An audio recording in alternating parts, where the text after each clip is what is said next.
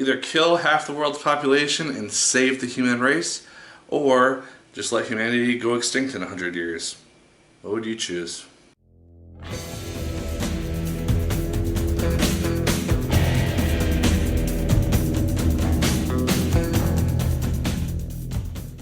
Hello once again, watchers of good movies. My name is Nick Pell and this is once again coming from my apartment. Now today we are going to be talking about the film Inferno. This is a movie based on a book that I've actually read. It's been a long time since I've done a movie review based on a book that I've actually read. I did a review of the book way back when it last came out, I think 2013-ish. That review will be posted at the end of this review where the reviews are shown. So feel free to check that out if you want to see my thoughts on it. But this is the movie, so I'm going to judge it as a movie, and so let's dive into this thing. General idea is that this billionaire biochemist, he has designed this virus, which is a plague, which is designed to wipe out at least half of humanity's population. And yeah, that's not a good thing. But the reason for this is overpopulation. The idea and real reality that the earth is going to be so consumed by human beings in the next 20, 30, 40 years that it's just going to be a struggle to even survive. And we just don't have the resources for it. And so it's going to be kind of an interesting scene and just seeing how that works out in the next couple of years. But that's what the general premise of this film is about, and they bring in Dante's Inferno, which I've actually read, that version of, not whole Divine Comedy, just Inferno. This film stars once again Tom Hanks as Robert Langdon. He does a good job reprising his role. It's been a while since he last played Robert Langdon. Last time he did it was for Angels and Demons, and I don't remember exactly when that film came out. I think it was 2008? I don't remember exactly, but it seems like it was a very long time ago. I also have Felicity Jones joining him as the very beautiful companion-esque person in this film, and god damn, she's gorgeous. And her performance in this movie made me excited, more excited to see Rogue One in about 2 months. So yeah, good job on you, Felicity Jones. This film starts out very differently from the other Dan Brown movie adaptations where we have Robert Langdon. He is in a hospital. He has no idea what's been going on. Events have been taking place over the last 2 days, which he does not remember due to some amnesia which is happening. He's very quickly being shot at. He has to team up with Felicity Jones in order to escape and solve the riddle of what's going on and what's happening to him. Eventually comes across this infernal virus and has to try to stop it. It's kind of what you'd expect at this point. I really enjoyed Tom Hanks and Felicity Jones' chemistry. I thought that they worked very, very well as a duo. I enjoyed just seeing their interactions with each other, and they just worked well on screen together. The film is also very fast-paced. It has a lot of material to cover from what I remember from the book. I haven't read it since I finished it and did the review way back when, so I don't remember a ton from it. But the bits and pieces that I do, I felt like they covered very, very well because they had to cover a lot in a very short amount of time.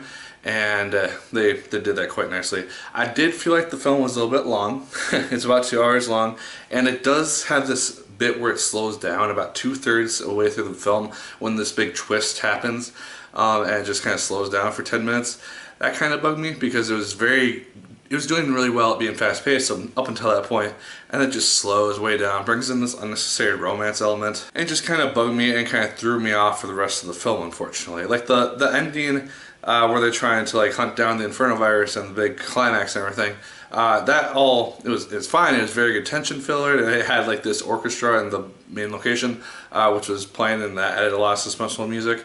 But the editing for the fight and like fights at the end were very, very choppy, I felt like, after reflecting on it, and it just didn't really have that same level of suspense, maybe just because I've read the book and I know what happens, but I just didn't feel like a whole lot of suspense was happening at the end. I don't know why. I do like that they dealt with the overpopulation issue, because this is, again, something which is going to be having to become a reality eventually, where we're so overpopulated. If we don't end up on some other planet at some point, we're probably not going to do very well on the Earth when our resources run out. So that's a fun reality to think about. And so it is really a big issue, and so it kind of has a very complicated question when you're presented with the question or what this main villain of the film is trying to do. It's like either wipe out half of humanity's population right now, which is basically how humanity was contained in regards to disease, since we didn't have medicine, or at least the standards of it today.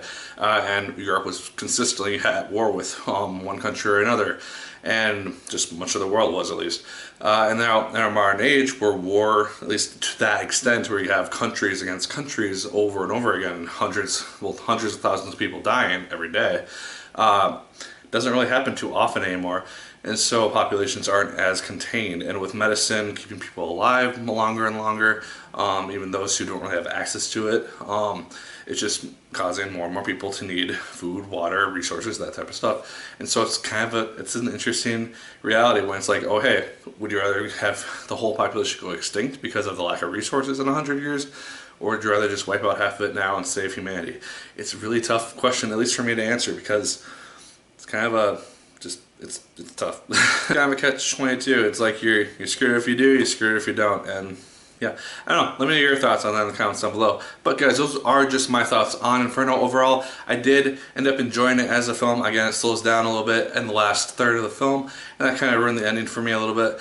But I did enjoy it overall. I thought it was a good adaptation of Dan Brown's book, and I hope to see at least one more before he's out of commission, because he hasn't written anything, to my knowledge at least, since Inferno. So I want to see more of this guy. He does really good stuff. It's really well researched, to my knowledge, and yeah, I like the movie. So guys, those are my thoughts on Inferno. Let me know yours in the comments down below. Did you like it as much as I did? Did you hate it more than I did?